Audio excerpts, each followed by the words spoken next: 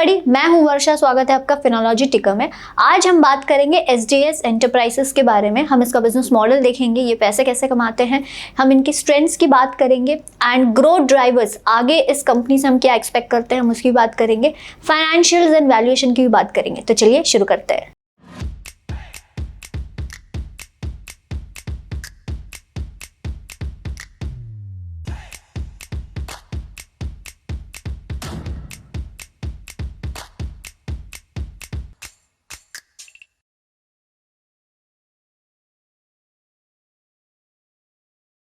अगर हम business model की बात करें तो ये कंपनी डीकैल्स या बॉडी ग्राफिक्स बनाती है for two wheeler and four wheeler two enhance the appearance of two wheeler and four wheeler. या आपके जो कंज्यूमर अप्लायंसेस हैं उनको भी सुंदर दिखाने के लिए इनके प्रोडक्ट्स यूज होते हैं। फॉर एग्जाम्पल आपका जो, अगर मैं रॉयल एनफील्ड की बात करूँ, जो रॉयल एनफील्ड का लोगो है वो ये कंपनी बनाएगी। जो अलग अलग आपके फोर व्हीलर्स है उनके जो लोगोज है वो ये कंपनी बनाएगी। या आपके जो 3D लक्स बैजेस हो गए ये कंपनी बनाती है। सो गाड़ियों को सुंदर दिखाने के लिए या गाड़ियों को सुंदर बनाने के लिए जो भी प्रोडक्ट्स यूज होते हैं वो ये कंपनी बनाती है। या अगर मैं वॉशिंग मशीन की बात करूं, या जो वॉशिंग मशीन में जो स्क्रीन होती है जिससे आप इंटरैक्ट करते हो, वो स्क्रीन का काम पूरा ये कंपनी करती है, वो स्क्रीन ये कंपनी बनाएगी।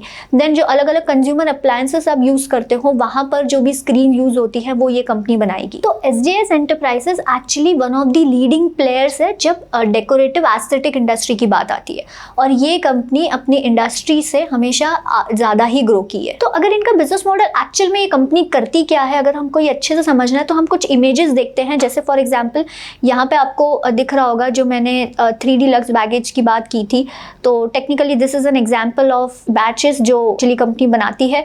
या अगर हम जो डीकैल्स की बात कर रहे थे, so this is an example of decals जो कंपनी बनाती है। सो इन डीकैल्स की वजह से आपकी एक्चुअली गाड़ी बहुत सुंदर लगती है। एंड जो हमने लोगोज की बात की, सारी कंपनीज जो है अपनी टू व्हीलर या फोर व्हीलर या for that matter consumer appliances में जो लोगोज यूज होते हैं वो ये कंपनी बनाती है। अब हमको बिजनेस मॉडल तो समझ में आ गया है, लेकिन अगर मैं इंडस्ट्री की बात करूं, जो एस्थेटिक इंडस्ट्री है, एस्थेटिक इंडस्ट्री मतलब ये जो डेकोरेटिव प्रोडक्ट्स हैं जो ये कंपनी बनाती है। सो अगर आप एस्थेटिक इंडस्ट्री देखोगे सो यहाँ पर ऑलमोस्ट 20% की ग्रोथ एक्सपेक्टेड है। इंडिया में अगर आप देखोगे जो ये एस्थेटिक मार्केट है ये अंडर पेनिट्रेटेड है as compare to the developed countries. तो यहाँ पर ग्रोथ काफ़ी अच्छी है। प्लस अगर आप टू व्हीलर फोर व्हीलर या जो कंज्यूमर अप्लायंसेस इनकी ओवरऑल अगर आप वॉल्यूम ग्रोथ देखोगे, that is expected 10 to 12% CAGR from FY21 से FY26 तक। लेकिन ये जो एस्थेटिक इंडस्ट्री है यहाँ पर ऑलमोस्ट 20% की ग्रोथ एक्सपेक्टेड है from FY21 to 26 according to CRISIL. अब अगर हम इनकी स्ट्रेंथ की बात करें, सो एसजेएस एंटरप्राइजेस एक्चुअली बहुत एफिशिएंट प्लेयर है as compare to its competitors. सबसे अच्छी चीज इस कंपनी की ये है कि इस कंपनी का जो पोर्टफोलियो है बहुत कॉम्प्रिहेंसिव है, ये सारे प्रोडक्ट्स में है। तो अगर आपका जो क्रोम प्लेटेड पार्ट्स हो गया जिसकी हम आगे एक्चुअली बात करेंगे, डीकैल्स हो गया, आपका लोगोज हो गया, 3D डाइल्स हो गया, एक्चुअली ये सारे प्रोडक्ट्स एसजेएस सप्लाई करता है। अगर आप इनके कॉम्पिटिटर्स देखोगे, जैसे क्लासिक स्ट्रिप्स हो गया, इनका बहुत बड़ा कॉम्पिटिटर है जो सारे प्रोडक्ट्स में नहीं है। पॉलीप्लास्टिक भी सारे प्रोडक्ट्स में नहीं है। एंड ऑफकोर्स अगर आप इनके मार्जिन्स भी देखोगे, सो मार्जिन्स एसजेएस एंटरप्राइजेस के ज़्यादा है एज कम्पेयर टू पॉलीप्लास्टिक इंडस्ट्रीज, क्योंकि अगर आप पॉलीप्लास्टिक के देखोगे तो इतने अच्छे मार्जिन्स नहीं हैं। सो इनके अगर ऑपरेटिंग मार्जिन्स देखोगे आप ऑलमोस्ट 30% के आसपास हैं। एंड अगर आप नेट प्रॉफिट मार्जिन देखोगे ऑलमोस्ट 19% के आसपास है। अब इनके मार्जिन्स इतने अच्छे क्यों हैं? क्योंकि ये जो कंपनी है एसजेएस एंटरप्राइजेस ये प्रीमियम प्रोडक्ट्स में है। और अगर आप इनके कॉम्पिटिटर से इनको कंपेयर करोगे, जैसे पॉलीप्लास्टिक हो गया, वो कंपनी प्रीमियम प्रोडक्ट्स में नहीं है। सो इसलिए पॉलीप्लास्टिक के मार्जिन्स अगर आप देखोगे इतने हाई नहीं है, क्योंकि यहाँ पर जो पॉलीप्लास्टिक जो प्रोडक्ट्स बनाती है जैसे लोगो हो गया, बैचेस हो गया, ये सारे कमोडिटी प्रोडक्ट्स है, यहाँ मार्जिन्स इतने ज़्यादा नहीं होते हैं। एंड यहाँ इनके जो ये क्योंकि ये कमोडिटी प्रोडक्ट्स है, इसमें एंट्री बैरियर्स भी इतने हाई नहीं है, entry barriers are actually very low. इसी वजह से लेके जो पॉलीप्लास्टिक इंडस्ट्री है उनके मार्जिन्स अच्छे नहीं है। लेकिन अगर आप एसजेएस को देखोगे इनके मार्जिन्स काफ़ी अच्छे हैं क्योंकि ये प्रीमियम प्रोडक्ट्स में है। अगर हम ग्रोथ ड्राइवर्स की बात करें तो सबसे पहला है play on premium products. So SJS का अगर आप बिजनेस मॉडल देखोगे तो वो ऐसे प्रोडक्ट्स बनाती है जो एंड प्रोडक्ट को सुंदर दिखाए या एंड प्रोडक्ट की अट्रैक्टिवनेस बढ़ाए। अगर आप भारत में देखोगे तो यहाँ पर कंज्यूमर एक्चुअली प्रीमियम प्रोडक्ट्स या डेकोरेटिव प्रोडक्ट्स या टेक्नोलॉजिकली सुपीरियर प्रोडक्ट्स को प्रेफर कर रहे हैं। अब अगर एसजेएस के क्लाइंट्स कौन हो गए, एसजेएस के क्लाइंट्स होते हैं आपके ओईएम सारे, जो 2 व्हीलर हो गया, 4 व्हीलर हो गया, जैसे सुजुकी हो गया, रॉयल एनफील्ड हो गया, या अगर मैं कंज्यूमर अप्लायंसेस की बात करूँ वर्लपूल हो गया।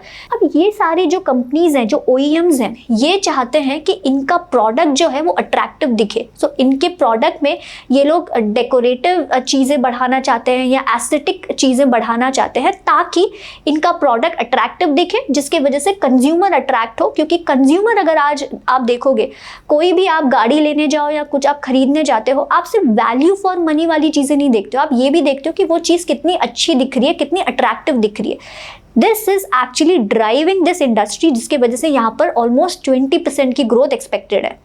और एसजेएस की अगर आप बात करोगे, एसजेएस एक्चुअली उन प्रोडक्ट्स में ज़्यादा ध्यान दे रही हैं जो प्रीमियम प्रोडक्ट्स हैं।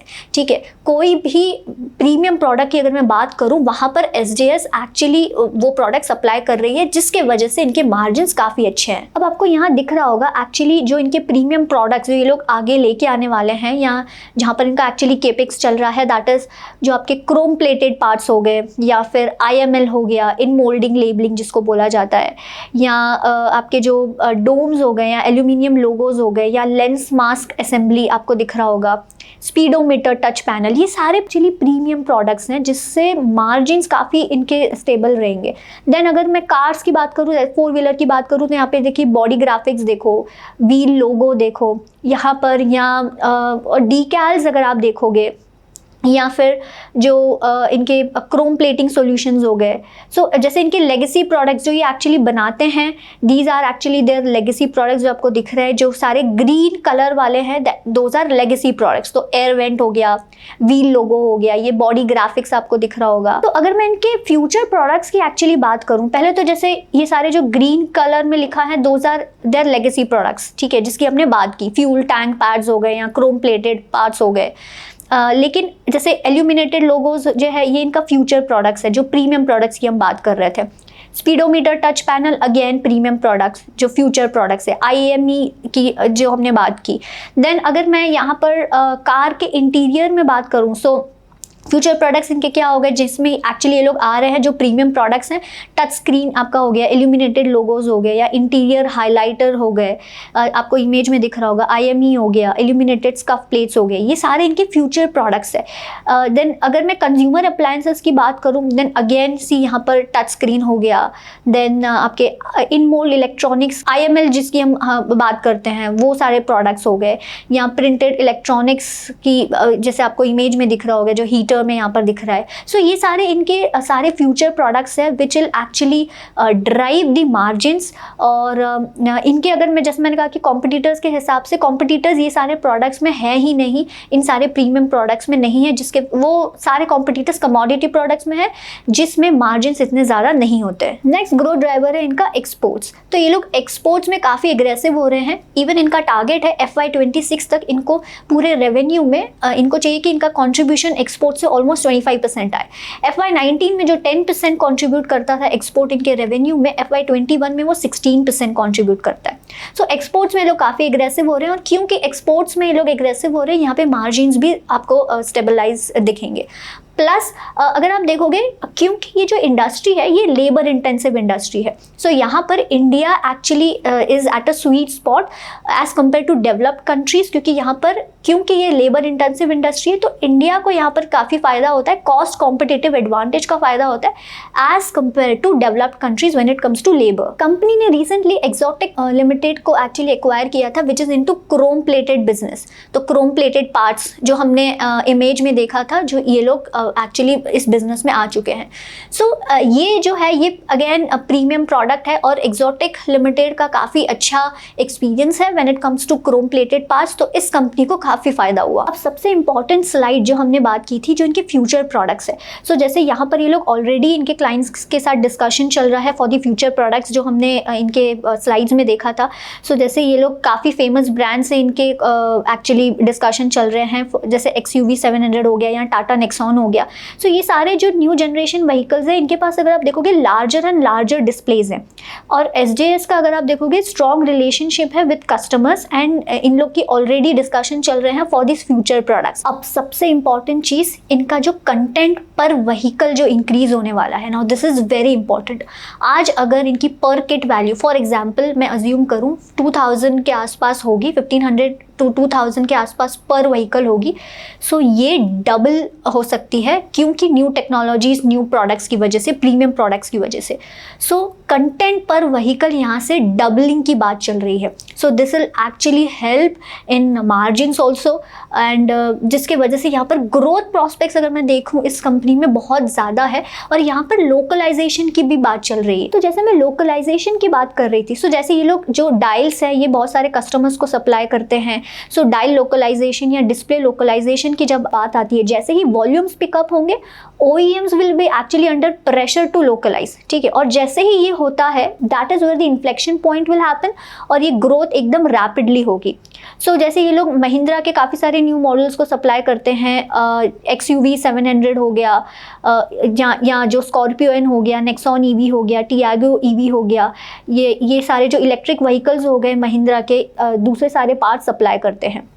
सो अभी यहाँ पर ये लोकलाइजेशन, डिस्प्ले लोकलाइजेशन एक्चुअली नहीं हुआ है, लेकिन जैसे ही ये लोकलाइजेशन होता है this will actually form the bulk of the new technology product, और इन सारे OEMs को ये सब लोग सप्लाई करेंगे। और अगर मैं आउटलुक की बात करूँ, so actually SJS enterprises expect कर रहा है 25% revenue growth at least in FY23, लेकिन मुझे लगता है कि FY23-24 में भी ऑलमोस्ट 2-3 साल तक इनकी 25% के आसपास ग्रोथ, रेवेन्यू ग्रोथ होनी चाहिए, क्योंकि प्रीमियम प्रोडक्ट्स की वजह से, न्यू कस्टमर विंस की जैसे मैं बात कर रही थी, एक्सपोर्ट्स की वजह से, इनकी वजह से यहाँ पर 25% के आसपास तो ग्रोथ इनकी होनी चाहिए। प्लस अगर आप देखोगे कि इंडस्ट्री से कंपैरिजन अगर आप करोगे तो SJS हमेशा इंडस्ट्रीज़ को आउट परफॉर्म किया है।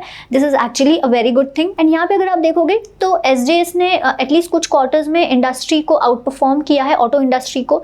सो यहाँ पे industry production volumes versus SJS की आपकी सेल्स दिख रही होगी। सो काफ़ी क्वार्टर से SJS एक्चुअली जो ऑटो इंडस्ट्री है उसको बीट कर रहा है बाय गुड मार्जिन। एंड अगर आप Q2 FY23 के हाइलाइट्स अगर मैं बात करूँ, सो ऑलमोस्ट 17.3% की ईयर ऑन ईयर ग्रोथ रही है रेवेन्यू में, which is actually a good thing. और इनके मार्जिन भी आप देखोगे काफ़ी अच्छे मेंटेन है, ऑलमोस्ट 30% के आसपास इनके EBITDA मार्जिन है। अगर हम रिस्क की बात करें तो सबसे पहला रिस्क यहाँ पर ये है कि अगर ऑटो इंडस्ट्री में कोई दिक्कत आती है या कंज्यूमर अप्लायंसेस में, उस इंडस्ट्री में कोई दिक्कत आती है तो ये कंपनी को अफेक्ट होगा, बिकॉज ये कंपनी डिपेंडेंट है ऑटो इंडस्ट्री में, ये कंपनी डिपेंडेंट है आपके कंज्यूमर अप्लायंसेस पे। तो वहाँ पर अगर कुछ दिक्कत होती है तो इस कंपनी के सेल्स को अफेक्ट होगा। नंबर 2 रिस्क इज कि यहाँ पर अगर रॉ मटेरियल प्राइस इंक्रीज ये कंपनी पास ऑन नहीं कर पाती है तो ये कंपनी के मार्जिन्स को अफेक्ट होगा। एंड जैसे ये कंपनी एक्विजिशन की बात करती है, सो अगर एक्विजिशन में कुछ दिक्कत होती है एंड तो इस कंपनी को काफ़ी अफेक्ट हो सकता है। प्लस अगर आप देखोगे ये जो इंडस्ट्री है यहाँ पर कंपटीशन खूब ज़्यादा है। हालांकि SJS ने काफ़ी अच्छी चीज़ें की है कि ये पूरे सारे कॉम्प्रिहेंसिव पोर्टफोलियो इनका ये सारे प्रोडक्ट्स पे हैं जहाँ पर इनके कॉम्पिटिटर्स नहीं हैं।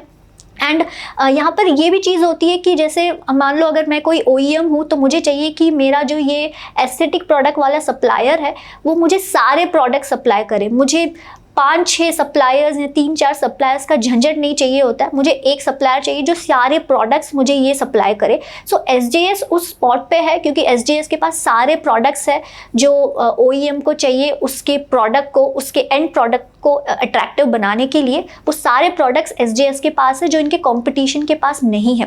बट फिर भी इंटरनेशनल कंपनी से SJS को तो कंपटीशन होता ही है। ये जो इंडस्ट्री है काफ़ी कॉम्पिटिटिव इंडस्ट्री है। तो ये सारे रिस्क है जिसका आपको ध्यान देना है। फाइनेंशियल्स की बात करूं, सो फाइनेंशियल्स अगर आप हिस्ट्री देखोगे तो इतने अच्छे नहीं रहे हैं, CAGR ग्रोथ इतनी अच्छी नहीं रही है, लेकिन आगे जाके एक्सपेक्टेड है कि इनके फाइनेंशियल्स, इनके जो सेल्स ग्रोथ है काफ़ी अच्छी रहने वाली है, प्रॉफिट ग्रोथ भी काफ़ी अच्छी रहने वाली है। वाई? क्योंकि ये लोग प्रीमियम प्रोडक्ट्स में आ रहे हैं, एक्सपोर्ट से इनका काफ़ी अच्छा रेवेन्यू आने वाला है। एंड जैसे इनके जो न्यू प्रोडक्ट्स की जो हमने बात की, जो इनके फ्यूचर प्रोडक्ट्स है वहाँ पर इनको काफ़ी अच्छी ग्रोथ आने वाली है। इसके वजह से इनका गाइडेंस भी है कि इनको 25% के आसपास सेल्स ग्रोथ एक्सपेक्टेड है एंड ऑलमोस्ट प्रॉफिट ग्रोथ भी इनकी काफ़ी अच्छी होने वाली है।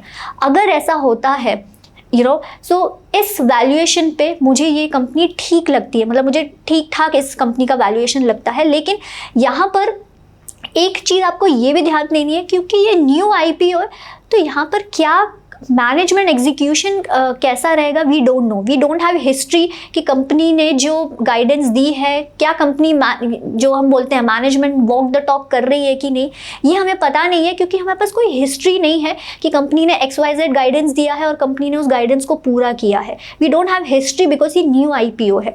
लेकिन सो इस चीज़ का आपको ध्यान देना है कि हमारे पास कोई हिस्ट्री नहीं है। अगर 25% के आसपास ये कंपनी ग्रो करती है, सो इस वैल्यूएशन पे मुझे ये कंपनी ठीक लगती है, जैसे मैंने कहा। लेकिन मैं गलत भी हो सकती हूँ, तो आप अपनी एनालिसिस ज़रूर कीजिएगा और मुझे कमेंट सेक्शन में लिख के ज़रूर बताइएगा कि आपकी एनालिसिस का कंक्लूजन क्या निकला। उम्मीद करती हूँ आपको ये वीडियो अच्छा लगा होगा। अगर हाँ, तो प्लीज़ इस चैनल को सब्सक्राइब कीजिएगा, वीडियो को लाइक और शेयर ज़रूर कीजिएगा। हम मिलेंगे नेक्स्ट वीडियो में, तब तक के लिए अपना ख्याल रखिए। जय हिंद।